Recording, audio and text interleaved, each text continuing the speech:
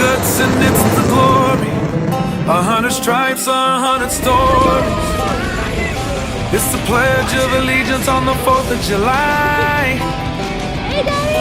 It's them handwritten letters from home. It's them sleepless nights alone. It's his newborn baby he left with his wife.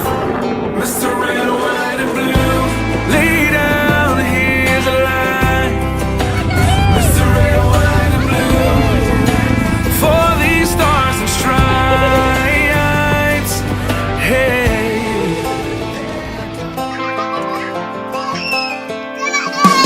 From the fields of Indiana to the swamps of Louisiana, to the gold